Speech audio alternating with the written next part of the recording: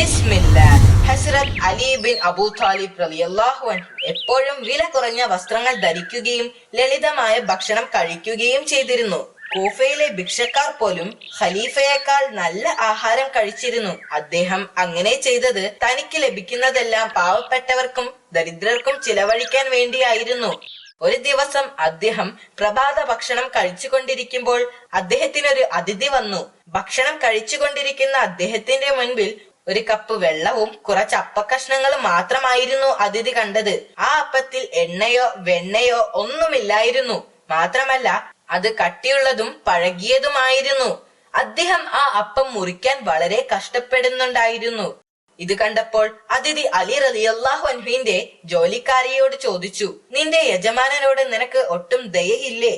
എന്തുകൊണ്ടാണ് ആ അപ്പത്തിൽ എണ്ണ തേക്കാതിരുന്നത്? അങ്ങനെ ചെയ്തിരുന്നെങ്കിൽ ആ അപ്പം മൃദുലമാകുമായിരുന്നില്ലേ? എനിക്കെന്ത് ചെയ്യാൻ കഴിയും? കാരണം അത് അദ്ദേഹം സ്വയം എടുത്ത തീരുമാനമാണ്. അദ്ദേഹത്തിനുണ്ടാക്കുന്ന അപ്പത്തിൽ എണ്ണ തേക്കരുത് എന്ന് നിർദ്ദേശിച്ചിട്ടുണ്ട്. മാത്രമല്ല മാവിൽ നിന്ന് ഉമിയും മറ്റും വേർതിരിക്കരുത് എന്നും അദ്ദേഹം ആവശ്യപ്പെട്ടിട്ടുണ്ട്. ജോലിക്കാരായ ഞങ്ങൾക്ക് അദ്ദേഹത്തെക്കാൾ മെച്ചപ്പെട്ട ഭക്ഷണമാണുള്ളത്. ഇത് കേട്ട അതിഥി അദ്ദേഹത്തോട് പറഞ്ഞു, നിങ്ങളോട് എനിക്ക് സഹതാപം തോന്നുന്നു. അങ്ങയുടെ പ്രായവും ഉത്തരവാദിത്തങ്ങളും നോക്കൂ. അതിനുള്ള ഭക്ഷണമാണോ അങ്ങ് കഴിക്കുന്നത്?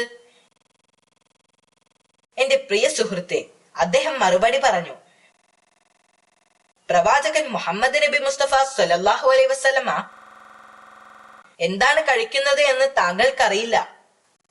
അദ്ദേഹം വയറ് നിറയെ ഭക്ഷണം കഴിക്കാറ് പോലും ഇല്ലായിരുന്നു. അദ്ദേഹത്തിന് കഴിക്കാൻ ആഹാരം പോലും ഉണ്ടായിരുന്നില്ല. അദ്ദേഹത്തിന്റെ കുലീനത അദ്ദേഹത്തിന്റെ പ്രവൃത്തിയിലും കണ്ട അതിഥി പിന്നീട് അതിനെക്കുറിച്ചൊന്നും ചോദിച്ചില്ല. ഒരു ദിവസം അദ്ദേഹം ജോലി കഴിഞ്ഞതിന് ശേഷം ഒരു മരത്തണലിലിരുന്ന് അപ്പം കഴിക്കുകയായിരുന്നു.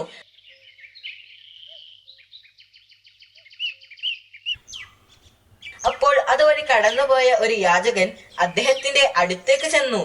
യാചകന് നന്നായി വിശക്കുന്നുണ്ടായിരുന്നു. അയാൾ അദ്ദേഹത്തോട് ഭക്ഷണം ചോദിച്ചു. അദ്ദേഹം താൻ കഴിച്ചുകൊണ്ടിരുന്ന ഭക്ഷണം ആ യാചകന് നൽകി. യാചകൻ അദ്ദേഹത്തിന്റെ കയ്യിൽ നിന്നും ഭക്ഷണം വാങ്ങി കഴിക്കാൻ തുടങ്ങി. എന്നാൽ അയാൾക്ക് അത് കടിക്കാൻ സാധിച്ചില്ല. കാരണം ആ അപ്പം വളരെ കട്ടിയേറിയതായിരുന്നു. ഇത് വളരെ കട്ടിയേറിയതാണെന്ന് പറഞ്ഞുകൊണ്ട് അയാൾ ആ അപ്പം അദ്ദേഹത്തിന് തിരിച്ചു നൽകി. അപ്പോൾ അദ്ദേഹം അയാളോട് ഹസൻ റളിയല്ലാഹു അൻഹുവിന്റെ വീട്ടിലേക്ക് പോകാൻ ആവശ്യപ്പെട്ടു. അവിടെ നിന്നും നല്ല ചൂടുള്ള ഭക്ഷണം ലഭിക്കുമെന്നും പറഞ്ഞു. ഭിക്ഷക്കാരൻ അദ്ദേഹത്തോട് നന്ദി പറഞ്ഞുകൊണ്ട് ഇമാം ഹസൻ റളിയല്ലാഹു അൻഹുവിന്റെ വീട്ടിലേക്ക് പോയി. അയാൾ അവിടെ എത്തിയപ്പോൾ ആശ്ചര്യപ്പെട്ടു. കാരണം അവിടെ വലിയൊരു സദ്യ ഒരുക്കിയിരിക്കുന്നു. ധാരാളം ആളുകൾ അവിടെ ഭക്ഷണം കഴിക്കുന്നുണ്ടായിരുന്നു. ഹസൻ റളിയല്ലാഹു അൻഹു ആ യാചകനെ കണ്ടപ്പോൾ അയാളെയും ഭക്ഷണം കഴിക്കാൻ ക്ഷണിച്ചു. ആ യാചകൻ ഭക്ഷണം കഴിക്കാൻ തുടങ്ങി. അയാൾ ഓരോ പ്രാവശ്യം ഭക്ഷണം വായിലേക്ക് ഇടുമ്പോഴും കുറച്ച് ഭക്ഷണം ഒരു പാത്രത്തിലേക്ക് മാറ്റി വെക്കുമായിരുന്നു. ഇത് കണ്ട് ഹസൻ റളിയല്ലാഹു അൻഹുവിന് കൗതുകം തോന്നി. എന്തിനാണ് നിങ്ങൾ ഭക്ഷണം ആ പാത്രത്തിലേക്ക് മാറ്റുന്നത്? അദ്ദേഹം യാചകനോട് ചോദിച്ചു. ഇന്ന് ഞാൻ ഒരു നല്ല മനുഷ്യനെ കണ്ടുമുട്ടി. ഉണങ്ങിയ അപ്പം ഉപ്പ് കൂട്ടിയാണ് അദ്ദേഹം കഴിക്കുന്നത്. അദ്ദേഹം ഒരു ദയാലുവാണ്. ഭക്ഷണത്തിനായി എന്നെ ഇങ്ങോട്ട് പറഞ്ഞു വിട്ടത് അദ്ദേഹമാണ്. അദ്ദേഹത്തിന്റെ നല്ല മനസ്സിന് വേണ്ടി ഞാൻ അദ്ദേഹത്തിന് കുറച്ച് ഭക്ഷണം കൊടുക്കാൻ ആഗ്രഹിക്കുന്നു. ഇത് കേട്ട ഇമാം ഹസൻ റളിയല്ലാഹു അൻഹു പുഞ്ചിരിച്ചുകൊണ്ട് പറഞ്ഞു, ആ മനുഷ്യൻ ഇമാം അലി ബിൻ അബൂ താലിബ് അല്ലാതെ മറ്റാരുമല്ല. ഒരു ആഡംബര ജീവിതം നയിക്കാൻ അദ്ദേഹത്തിന് കഴിയുമെങ്കിലും ഒരു ദരിദ്രന്റെ ജീവിതമാണ് അദ്ദേഹം തിരഞ്ഞെടുത്തത്. അദ്ദേഹം ഒരു യഥാർത്ഥ മുസ്ലിമാണ്. ഹസ്രത്ത് അലി റളിയല്ലാഹു അൻഹുവിന് കൃഷിയും ഇഷ്ടമായിരുന്നു. വിളകൾ വളർത്തിയെടുക്കുന്നതിനായി വയലിൽ വളരെ കഠിനാധ്വാനം ചെയ്തിരുന്നു. മദീനയ്ക്ക് പുറത്ത് തരിശായ കുറച്ച് സ്ഥലം അദ്ദേഹം വാങ്ങിയിരുന്നു. അവിടെ അദ്ദേഹം കൃഷി ചെയ്യാൻ ആഗ്രഹിച്ചു. അതിനുവേണ്ടി വെള്ളം ആവശ്യമായിരുന്നു. വെള്ളം ലഭിക്കുന്നതിന് വേണ്ടി അവിടെ ഒരു കിണർ കുഴിക്കാൻ ഹസ്രത്ത് അലി റളിയല്ലാഹു അൻഹു തീരുമാനിച്ചു. പക്ഷേ അതൊരു തരിശായ സ്ഥലം ആയിരുന്നു. അവിടെ വെള്ളം ലഭിക്കുമെന്ന് യാതൊരു പ്രതീക്ഷയുമില്ലായിരുന്നു. അദ്ദേഹം തന്റെ എല്ലാ പ്രതീക്ഷകളും അള്ളാഹുവിൽ അർപ്പിച്ചുകൊണ്ട് കിണർ കുഴിക്കാൻ തുടങ്ങി. ആ പകൽ മുഴുവൻ കിണർ കുഴിക്കാനായി അദ്ദേഹം നന്നായി അധ്വാനിച്ചു. വൈകുന്നേരമായപ്പോൾ അദ്ദേഹം വീട്ടിലേക്ക് പോയി. പിറ്റേന്ന് അതിരാവിലെ അദ്ദേഹം അവിടെ എത്തി. വീണ്ടും കിണർ കുഴിക്കാൻ തുടങ്ങി. ദിവസങ്ങളോളം അദ്ദേഹം ഈ പ്രവൃത്തി തുടർന്നുകൊണ്ടേയിരുന്നു. പക്ഷേ അവിടെ വെള്ളമുള്ളതിന്റെ യാതൊരു ലക്ഷണവും ഇല്ലായിരുന്നു. ഒരു ദിവസം അദ്ദേഹം പതിവ് പോലെ തന്റെ പിക്കാക്സ് എടുത്ത് കിണറ്റിലേക്ക് ഇറങ്ങി. തന്റെ ശക്തി മുഴുവനും എടുത്ത് ആഞ്ഞു കുഴിച്ചു. എന്നിട്ടും നിർഭാഗ്യവശാൽ അതിൽ വെള്ളം കാണാൻ കഴിഞ്ഞില്ല. കുറച്ചു സമയം വിശ്രമിക്കുന്നതിന് വേണ്ടി അദ്ദേഹം കിണറിന്റെ പുറത്തേക്ക് വന്നു. അദ്ദേഹം വീണ്ടും കിണറിലിറങ്ങി ശക്തിയായി കുഴിക്കാൻ തുടങ്ങി. കഠിനമായ പരിശ്രമത്തിൽ അദ്ദേഹം കിതയ്ക്കാൻ തുടങ്ങി. അദ്ദേഹം ശ്വസിക്കുന്ന ശബ്ദം അടുത്തുള്ള ആളുകൾക്ക് വരെ കേൾക്കാമായിരുന്നു. അവസാന ശ്രമമെന്ന നിലയിൽ അദ്ദേഹം സർവശക്തിയും എടുത്ത് ഒരു പാറയിൽ അടിച്ചു. എന്തൊരു അത്ഭുതം! പാറ പിളർന്നു. നല്ല തെളിഞ്ഞ ശുദ്ധജലം പുറത്തേക്കൊഴുകി. അദ്ദേഹം സന്തോഷത്തോടെ കിണറിന്റെ പുറത്തേക്ക് വന്നു. വെള്ളം ഉയർന്നുകൊണ്ടേയിരുന്നു. അതൊരു അത്ഭുത കിണറായിരുന്നു. അലി റളിയല്ലാഹു അൻഹു കിണറിലേക്ക് നോക്കി.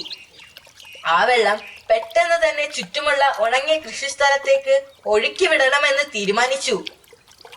താമസിയാതെ ആ കിണർ കാണാൻ ആളുകൾ അതിന്റെ ചുറ്റും കൂടി നിന്നു.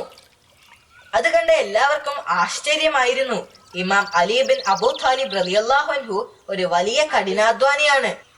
കൂടി നിന്ന ചിലർ പറഞ്ഞു, അദ്ദേഹം ഒരു നല്ല മനുഷ്യനായതുകൊണ്ട് അള്ളാഹു അദ്ദേഹത്തോട് കരുണ കാണിച്ചിരിക്കുന്നു.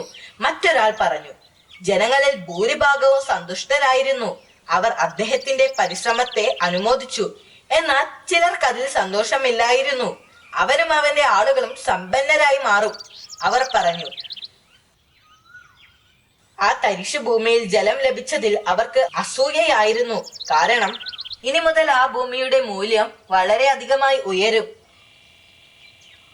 എനിക്കൊരു പേനയും പേപ്പറും തരൂ, അലി റളിയല്ലാഹു അൻഹു പറഞ്ഞു. പേനയും പേപ്പറും കിട്ടിയപ്പോൾ അദ്ദേഹം പറഞ്ഞു, ഞാൻ ഈ കിണറും അതിനോട് ചേർന്നുള്ള സ്ഥലവും ധർമ്മസ്ഥാപനത്തിന് സംഭാവന നൽകുന്നതാണ്. അതിൽ നിന്ന് ലഭിക്കുന്ന വരുമാനം ദരിദ്രരെയും യാത്രക്കാരെയും സഹായിക്കുന്നതിനും പാവപ്പെട്ടവരുടെ വൈദ്യസഹായത്തിനും അനാഥരുടെ വിവാഹത്തിനും ഉപയോഗിക്കുന്നതാണ്. ബാക്കിയുള്ളത് പൊതുജനങ്ങൾക്ക് പ്രയോജനപ്പെടുന്ന നല്ല പ്രവർത്തികൾക്കും വേണ്ടി ഉപയോഗിക്കുന്നതാണ്.